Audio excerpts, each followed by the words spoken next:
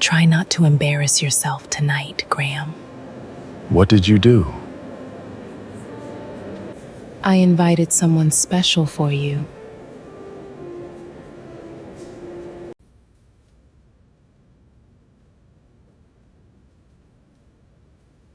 Let's begin with a simple first impression game.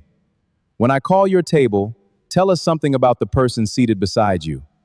Keep the camera on Graham.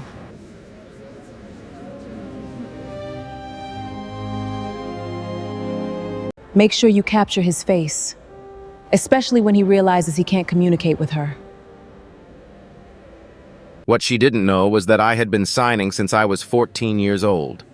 And the woman she'd chosen as her punchline, the one she'd picked off a guest list without a second glance, was about to dismantle everything Brooke had built. So who exactly was Nora Keating? If you've ever had someone use your silence against you, or watched a person take credit for something you built with your own hands, stay with me. This story goes somewhere you won't expect. And if it speaks to you, subscribing to the channel is the best way to make sure you don't miss what comes next. The Briarwood Museum of Design sat at the end of a tree-lined avenue in Columbus, the kind of building that made you feel underdressed the moment you stepped out of your truck. I'd driven past it dozens of times over the years, mostly on the way to job sites, old libraries, community theaters, public buildings that needed someone willing to get their hands dirty. That was my work. Restoring spaces that cities forget about until they start falling apart and then suddenly need saving. I never minded that no one put my name on a plaque when the job was done. I'd made peace with that a long time ago. My mother Elaine had called me 3 times in the week before the gala. She believed that if I showed up, if I stood in the same room as Brooke and smiled and shook hands and acted like a man who had moved on the Whisper network that had been running for 18 months, would finally go quiet. People just need to see you're okay, she told me the last time she called. I wasn't entirely sure I was okay. But I loved my mother and I understood what she was asking, so I put on the one good jacket I owned and drove to the museum. The invitation had come from Brooke herself. Brooke Wainwright, founder of Wainwright Public Image, the most well-connected woman in Columbus's business and nonprofit circles. The note said the event was a celebration of the company's 10th anniversary, and that she wanted to publicly thank the people who had been there from the beginning. I had been there from the very beginning. I just hadn't let myself think too carefully about what her version of thanks might look like. When I first met Brooke, her company was one rented office, 2 employees who weren't sure they'd be paid on Friday, and a lot of ambition that didn't yet have a foundation under it. I was a contractor then, same as now. I'd mortgaged the house my parents left me to help her stay afloat in those early years. Not because she pressured me into it, but because I genuinely believed in what she was trying to build. I renovated her first real office myself over 3 weekends. No invoice. When the company hit a rough patch and payroll looked uncertain, I picked up extra jobs at night to cover the gap without telling her how tight it had gotten. I sat with her at the kitchen table at midnight, helping shape pitches she would deliver alone the next morning. She always delivered them well. I never resented her for that. What I didn't understand until much later was that she had been quietly editing me out of the picture for years. Brooke had a specific image in mind for Wainwright Public Image, polished aspirational, the kind of company that belonged in glossy magazines. A husband who showed up to industry events in a worn jacket and paint-stained work boots didn't fit that image. So, I stayed home. I let her put her name on things we'd built together and told myself it didn't matter because we were a team and teams didn't need a scoreboard. That kind of thinking is easy when you love someone. It's also exactly the kind of thinking that leaves you unprotected. One of the things she eventually put her name on was a story that belonged to my family, specifically to my brother Luke. Luke was 7 years younger than me and had been deaf since early childhood. Growing up learning to sign wasn't something I ever thought about as a sacrifice. It was just how you talked to your brother. We spent years volunteering together at Ridgway Center for Deaf Arts, a community space in Columbus that ran art programs and vocational workshops for deaf children and teenagers. It was the kind of place that operated on a shoestring and meant everything to the families who used it. Luke loved it there. He had a particular way of moving through those rooms, confident, unhurried, completely at home in a way I rarely saw him anywhere else. After Luke was killed in a car accident in his late 20s, I kept going back to Ridgeway because I didn't know what else to do with the grief. So I put it into the building. I redesigned the workshop layout so that teachers and students could always see each other's hands. I installed a visual emergency alert system that replaced the audio alarms, a performance room with a vibrating floor that let the students feel rhythm through their feet, glass panels along the hallways so that signing could continue uninterrupted from one space to the next. None of it was commissioned or paid work. I did it because Luke had once written that a space built for this community should feel like it was always theirs, not a place that allowed them in, but a place that started with them already inside. That sentence stayed with me. It still does. Brooke had always found that work uncomfortable. Not because she was unkind about disability in any obvious way, but because it didn't fit the profile she was assembling. She told me it made me look like a weekend hobbyist instead of a serious professional. When the company started growing and her client list started to matter, she asked me to stop going to Ridgeway altogether. I should have understood what it meant that she could say that to me and expect me to simply agree. The marriage ended when I discovered she had used Luke's image, the Ridgeway designs, and our family's history in a company campaign without asking. She had built an entire pitch around the idea that she was the creative force behind an inclusive community design project, that Luke had been her personal inspiration, that Wainwright Public Image had driven the whole effort from the beginning. I was listed in the supporting materials as a contractor who had handled some of the physical construction. After the divorce, she told people I was bitter and jealous and had never been able to handle her success. I didn't argue with any of it. I thought silence was the cleaner choice, that eventually the noise would settle and Luke's name would stop being used as a selling point. What I didn't account for was that my silence gave her complete ownership of the story. By the time I walked into the Briarwood Gala that night, the ballroom was already full. Long tables with white linen, low floral centerpieces, soft light from above, and the steady hum of 200 people in early evening conversation. I found my place card and sat down, and that was when Brooke appeared at my shoulder with the particular smile she wore when she had already decided how a situation was going to go. She leaned close enough that only I could hear her. "Try not to embarrass yourself tonight, Graham. I invited someone special for you." Then she walked away, moving through the crowd with the ease of someone who had arranged every detail of the room in advance, which I would come to understand she had. The man running the floor that evening was Cole Harwood, Brooke's boyfriend and the head of events at Wainwright Public Image. Cole was efficient, well-dressed, the kind of person who could manage a room of 200 without raising his voice. I had met him once before the divorce was finalized. That night I noticed him moving between tables, checking camera angles, adjusting a tripod near the far wall. The tripod was pointed directly at my section of the room. I assumed at the time it was just standard event coverage. I was wrong about that. The woman already seated next to me hadn't looked up when I arrived. She was reading something on her phone with the focused calm of someone entirely comfortable in their own silence. Her place card read, Nora Keating. When she finally glanced over, she didn't say hello out loud. She signed it a small, relaxed greeting, the kind that assumes nothing. I signed back without thinking. 20-some years of muscle memory. Something shifted in her expression, not surprise, but a more specific kind of attention. She looked at me carefully and then signed, "You're Graham Prescott." It wasn't a question. Before I could respond, the host stepped to the microphone and announced that the evening would open with a short icebreaker. Pairs at each table would answer questions about each other based on first impressions spoken aloud for the room. I looked around and noticed that every other table had received small note cards with prompts. Our table had nothing. There was no interpreter standing nearby. The camera across the room was still aimed directly at us. I understood the setup in about 4 seconds flat. The room shifted its attention toward our table with the particular anticipation of people who have been told in advance that something worth watching is about to happen here. I could feel it, that collective lean, that slight drop in the ambient noise. Brooke was standing near the edge of the stage, and she was not watching the host. She was watching me. I turned to Nora and signed, "Do you actually want to play this, or should we let them humiliate themselves?" Nora looked at me for a long moment. Then she laughed, a real one, the kind that breaks across someone's face before they've decided whether to let it through.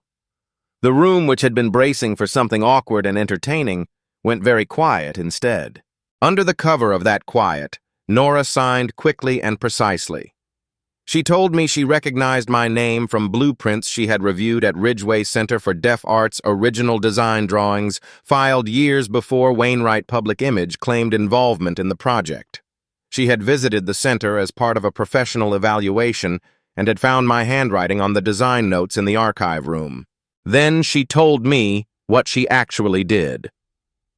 Nora Keating was an architect specializing in inclusive and accessible space design.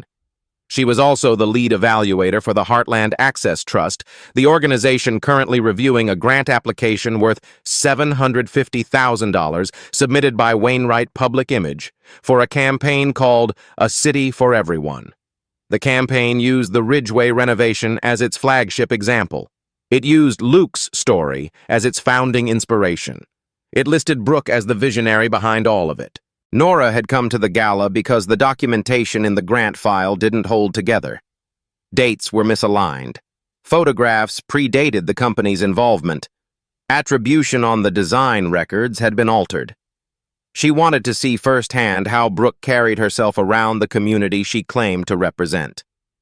Within 20 minutes of arriving, Nora had been seated next to the ex-husband as part of what was clearly designed to be a public joke at both of their expense.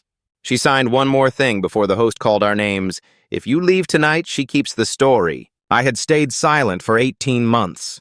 I had watched Brooke turn Luke into a tagline, watched her collect recognition for work she hadn't done, watched her describe our marriage to clients as the weight she'd overcome on her way to building something meaningful.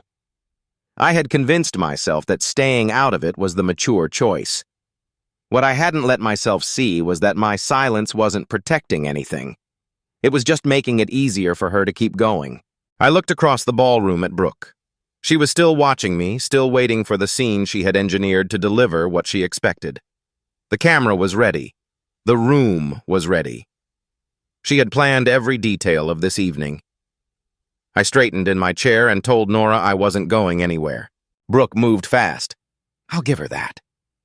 The moment she realized the room wasn't reacting the way she had planned, that there was no fumbling, no awkward silence, no footage worth editing, she walked to the edge of the stage and took the microphone from the host with the smooth confidence of someone reclaiming a conversation that had briefly gone off script. She thanked the host warmly, laughed in the direction of our table, and told the room that she had always known her ex-husband had picked up a few basic signs over the years. The way she said it made the whole thing sound charming and minor, like a party trick he'd learned at a weekend class. She was reframing the scene in real time, folding it into her narrative before anyone had the chance to interpret it differently. Then she turned toward Nora and introduced her as an incredibly inspiring woman, with the practiced warmth of someone who had spent a decade learning how to make people feel acknowledged without actually seeing them. She didn't ask Nora's name. She didn't ask what she did. She didn't ask whether Nora wanted to be introduced at all. She simply described her and moved on the way you might gesture at a piece of artwork that supports the theme of the room. Nora requested the floor through the event interpreter, who had been stationed near the side wall, the one who had been conspicuously absent during the icebreaker segment. The interpreter relayed her words clearly into the microphone. "I'd like to ask you something directly." Nora said her signs steady and precise. "Why did you think placing a man next to a deaf woman was a setup for a joke?" The room went still in the specific way that happens when a question lands that no one had prepared an answer for. Brooke's smile stayed in place, but the quality of it changed. She said the question was based on a misunderstanding that the whole segment had been a light-hearted moment designed to help people connect, and that she was sorry if anyone had read it differently. Then, before Nora could respond, Brooke pivoted and looked directly at me. She said I had always had trouble accepting her success. She said that was the real story of our marriage. Not sacrifice, not partnership, but a man who showed up late to everything and then expected credit for the foundation. She said I had never once sat in a strategy meeting, never contributed anything that could be called vision, and that the work I did at Ridgeway had been contracted labor the same as any job I took for a paying client. She said all of this calmly, and without raising her voice in the tone of someone finally telling a truth they had been too generous to say out loud before now. I sat with that for a moment. The problem wasn't that the accusations were hard to hear. The problem was that from the outside, from where the rest of the room was sitting, they sounded plausible. I had no contract with Ridgeway because I hadn't wanted one. I had no formal credit on any of the Wainwright campaigns because I had genuinely believed that a marriage didn't require a ledger. The things that would have proven my version of events were exactly the things I had never bothered to keep because I trusted the person I was keeping them with. I could see a few faces in the room shifting, not hostile, just uncertain, waiting to see which version of the story would hold. That was when Nora walked to the stage. She signed to the interpreter and her words came through the microphone without hesitation. She told the room who she was, not as a formality, but because it was necessary. Her name was Nora Keating. She was an architect with 15 years of experience in accessible and inclusive design, and she was the lead evaluator for the Heartland Access Trust, the organization currently reviewing a $750,000 grant application filed by Wainwright Public Image. The energy in the room changed the way pressure changes before a storm, not loudly but all at once. Nora laid out 3 specific concerns she had identified in the grant file. The original design drawings for the Ridgeway Center renovation showed evidence of authorship edits, names removed and replaced in a way that didn't match the file creation dates. Photographs submitted as documentation of Wainwright Public Image's creative involvement carried metadata timestamps predating the company's first recorded contact with the center. And the written narrative describing Luke Prescott as Brooke Wainwright's personal source of inspiration had been substantially rewritten from an earlier draft that identified him differently as the brother of the project's lead designer. She then turned to me and asked if I was willing to speak to the origin of the project. I reached into the inside pocket of my jacket. I had carried that notebook for years without thinking much about why it was just one of those habits you develop when you work with your hands writing down measurements and material lists and things people say that you don't want to forget. Inside were the first sketches I'd drawn for the Ridgeway renovation done at the kitchen table in the months after Luke died, when I needed something to do with the hours I couldn't sleep through. There were pages in Luke's handwriting, a list of suggestions he'd collected from students and teachers at the center, things he'd wanted to change about the space before the accident took away his chance to change them. There were invoices I'd paid out of pocket, a photograph of the 2 of us installing the light alert system on a Saturday morning, with coffee cups balanced on the subfloor, and one folded piece of paper on which Luke had written, "Don't build a place where others allow us to enter. Build a place that was always ours." I hadn't planned to take that notebook out in a room full of strangers. I hadn't planned to hold up my brother's handwriting under a ballroom light and explain to 200 people what it meant and where it came from. But I looked at the photograph in my hand, Luke, with his sleeves rolled up, grinning at something off camera, completely at home in a building he was helping to make better, and I thought about what Nora had said to me at the table. If you leave, she keeps the story. I described each item without drama. The sketches came first before any company letterhead existed. The notes came from people who used the center gathered by my brother over the course of months. The invoices had my name on them and no reimbursement record because there had been none. Nora confirmed for the room that the design concepts in the grant file matched the sketches in my notebook, with a precision that could not be coincidental. Brooke's composure finally cracked not into emotion, but into action. She signaled to someone near the AV station, and within seconds, the large screen behind the stage filled with the Wainwright Public Image Project file, official documentation signed, contracts with the center, a timeline of company involvement, and digital signatures on revised design documents bearing Brooke's name. She stepped back to the microphone and told the room that I had removed files from the company server after the divorce that I had coordinated with Nora before tonight, and that what was happening was not a truth-telling but an organized attempt to sabotage a legitimate business and the community campaign it was built around. She mentioned the word lawsuit once deliberately, in the way people do when they want its weight in the room without having to commit to it yet. Several of Brooke's partners began calling out from their tables. One asked Nora to consider the possibility that a personal dispute was being used to undermine a valid grant process. Another suggested the documentation questions could be handled through proper channels privately rather than in the middle of a gala. The room was fragmenting. I could feel the ground shifting again, the uncertainty redistributing itself among the crowd. Then, the screen changed. Brooke had cued a promotional video part of the grant submission package, the kind of polished 2-minute film that turns a project into a mission statement. Luke's face appeared on the screen. A photograph I recognized from a family Christmas, cropped and placed beneath a title card. The voiceover described him as the inspiration behind Brooke Wainwright's commitment to inclusive design. It described her as the person who had taken his story and built something lasting from it. The voice was warm, sincere, and entirely fictional in the way it arranged the facts. I asked them to turn it off. Brooke said no. She said the video was produced for a professional submission and represented the company's truthful account of the project. She said the story of Luke Prescott had been incorporated into a formal campaign with the knowledge of the family and that the authorization paperwork would speak for itself. My mother stood up from her seat near the center of the room. Elaine Prescott had spent the better part of the last 18 months urging me to stay quiet, to let things settle to protect the family from becoming a public story. She was the reason I had come tonight. She was also, it turned out, the reason the voiceover could claim family authorization at all.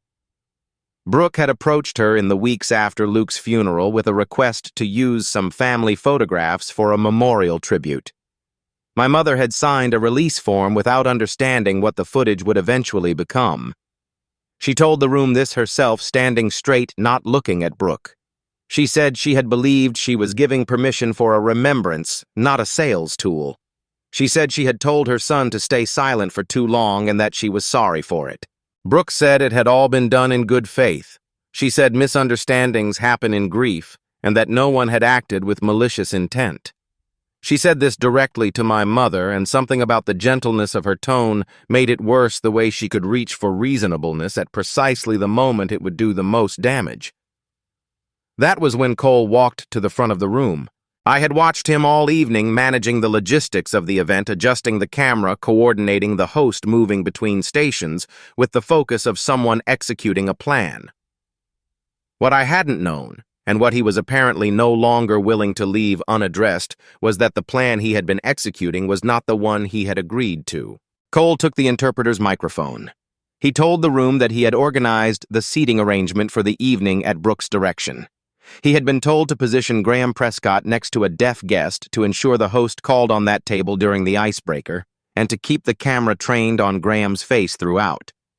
He had also been told not to arrange an interpreter for that portion of the evening. At the time, he said he had thought it was Brooke's awkward attempt at matchmaking. He had felt something was off. She had asked him to make sure the camera captured Graham's expressions specifically, but he hadn't asked the question he should have asked. Cole opened his phone and read 2 messages aloud. The first, "Put him next to the deaf woman. Graham won't know what to do. We'll have the funniest clip of the night." The second, "If he walks out, even better. Everyone will see exactly what kind of man I had to deal with." Cole also provided access to a shared project folder, the original archive for the Ridgeway campaign, showing the file history of the design documents. The metadata was unambiguous. The earliest versions carried my name. 3 weeks before the grant application was submitted, those files had been accessed, and the attribution had been changed. The revision history had not been cleared completely. It never is. The Heartland Access Trust representative, who had been sitting near the back of the room, stood and announced that the organization was suspending review of Wainwright Public Image's application, effective immediately pending a full documentation audit. Two of Brooke's longest-standing business partners quietly gathered their things. The host did not return to the microphone. A member of the event staff began removing the company logo from the screen behind the stage. I should have felt something like relief. I had stayed. I had not left the story to her. The room now knew a version of events that was true, and it had come from multiple sources, not just from me. But the video had not been fully cleared from the queue, and for a moment, maybe 10 seconds, maybe less, Luke's face was still on the screen.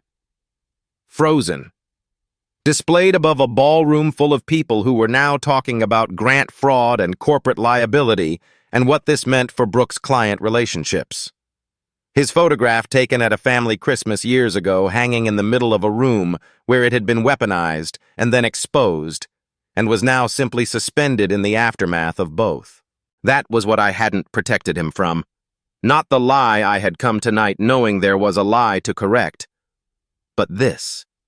The specific indignity of his face becoming a piece of evidence, his memory becoming the centerpiece of a scandal. I had thought that staying and telling the truth would give him something back. Instead, I had watched his name pass through 3 different versions of exploitation in the space of a single evening, and the last version had happened while I was standing in the room. I set the notebook down on the table.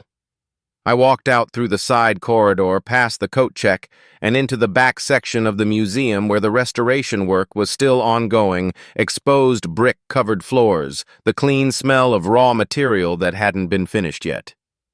I leaned against the wall in the dark and understood for the first time that night what losing actually felt like when the scoreboard said you had won. I don't know how long I stood in that back corridor before I heard footsteps. The restoration section of the museum was unlit except for the emergency strips along the baseboards, and the floor was covered with protective paper that crinkled underfoot with every step. I knew it was Nora before I turned around, not because I heard her, but because I felt the shift in the air the way you learn to when you've spent enough time around people who move with intention rather than noise. She found me leaning against a section of exposed brick wall, still holding my jacket in one hand. She didn't sign anything at first. She just stood in the low light and looked at me the way someone looks at a person they're deciding whether to be honest with. I told her I was thinking about going to the press. I had the text messages Cole had read aloud, the file metadata, the invoices, the notebook. A journalist with any instinct at all could turn that into a story that would follow Wainwright Public Image for years. It wasn't an idle thought. I had been turning it over since I walked out of the ballroom, and the logic of it was clean. Brooke had used every tool available to her. I finally had tools of my own. Nora listened, then signed one question. Do you want people to remember Luke for what he built or for the scandal that was built around him? I didn't answer right away. The question didn't need an answer immediately. It needed to settle, which it did somewhere in the space between my ribs. The truth was that I had spent 18 months being angry in private and saying nothing in public, and I had told myself that was restraint. But restraint and avoidance aren't the same thing, and I had been confusing them for long enough that I'd stopped noticing the difference. My silence hadn't protected Luke. It hadn't protected the community at Ridgeway. It had simply left a vacant space where the true story should have been, and Brooke had filled that space with whatever served her. I had handed her the pen and then been surprised that she used it. But Nora's question pointed at something I hadn't fully looked at yet. If I took every private detail, every financial record, every message, every document that showed what Brooke had done inside that marriage, and fed it to a reporter, I would be doing the same thing Brooke had done, using Luke's story as ammunition, choosing the version of events that served me rather than the one that served him. That wasn't what he would have wanted. I knew that the way you know things about someone you grew up beside without needing it written down. I straightened up, put my jacket back on, and told Nora I was going back inside. The ballroom had quieted by the time I returned. The promotional video had finally been cleared from the screen. Small groups of people stood in corners, talking in the low, clipped tones of people processing something they hadn't expected the evening to include. Brooke was near the far wall with two of her remaining staff members, and she looked for the first time in the years I had known her like someone who didn't know what came next. I asked the event staff to cut the remaining branded displays, the logo panels, the company signage, the framed campaign materials along the side wall. A few of them looked to Brooke. She didn't object. I think by then she understood that the room had shifted in a way she could not reverse by asserting authority over the AV equipment. I took the interpreter's microphone and said three things. The first was about Nora. I told the room that she had not been brought to this event as a test of my social skills or a prop in a story about my ex-wife's generosity. She was a professional with 15 years of expertise with a career she had built on the actual needs of actual people, and she had come here tonight as an evaluator doing her job, a job that Brooke's arrangement had been designed to undermine by making her a punchline before anyone in the room had the chance to understand who she was. The second was about Luke. I said his name clearly and told them who he actually was, not an inspiration, not a symbol, not the emotional foundation of a corporate mission statement. He was a person. He had opinions about bad coffee and strong feelings about the acoustic properties of certain performance spaces, and he had spent years collecting suggestions from deaf students about what a center built for them should actually feel like, because he believed that the people using a space were the only ones qualified to define what the space needed. The designs at Ridgeway came from that process. They came from him and from the community he was part of. They did not come from a marketing meeting. The third thing was harder to say, but I said it anyway. I told the room that I had allowed my name to be removed from more things than I could count over the course of 9 years because I had believed that loving someone meant making yourself smaller so they could be larger. I had thought of it as generosity. It wasn't. It was a slow erasure that I had participated in willingly, and the result was that when the erasure became deliberate and systematic, I had no record left to point to. I wasn't saying that to excuse what Brooke had done. I was saying it because I had come to understand that the story of how I ended up invisible was not entirely someone else's story to own. I put the microphone down and said what I wanted to happen next. The original design records from the Ridgeway renovation needed to be formally returned to the center's archive with accurate attribution. Luke's image and personal history needed to be removed from every commercial application in which they currently appeared. Any revenue generated through the use of the project in grant solicitations needed to be audited. And from that point forward, any decisions about how the story of Ridgeway Center was told would belong to the community. It served the teachers, the students, the families, the people who had been in those rooms every week while the walls were still being built. Brooke stepped toward me. Her voice was quieter than it had been all evening, stripped of the professional warmth she had been projecting for hours. She asked me to tell the room that she had made mistakes under pressure, that it had come from ambition rather than malice, that she had genuinely believed in the work, even if she had gone about it the wrong way. She was asking me to give her a soft landing. I looked at her for a moment before I answered. "This wasn't a mistake," I said. "A mistake happens in a moment. You planned this, assigned the pieces to other people, and set up cameras to record the humiliation. You knew what you were doing each time you made a decision that got us here. I'm not going to call that something smaller than what it is." She didn't respond. I didn't wait for her to. My mother was waiting near the edge of the stage. Elaine had been sitting with her hands folded in her lap since she stood up and spoke, and she looked both exhausted and strangely relieved, the way people look when they've finally done something they should have done a long time ago and can't unknow the cost of the delay. She reached for my arm when I came down from the stage, and I let her hold it, and neither of us said anything for a moment that stretched long enough to mean something. She told me she was sorry, not in the way people say it when they're trying to move past a thing, but in the way that means they've actually looked at what they did. She said she had put the family's reputation above her own son's, and she had known somewhere underneath the reasoning that it was wrong. I told her I understood why she'd done it. I also told her I needed her to understand that understanding why someone does something and accepting the cost of it aren't the same. She nodded.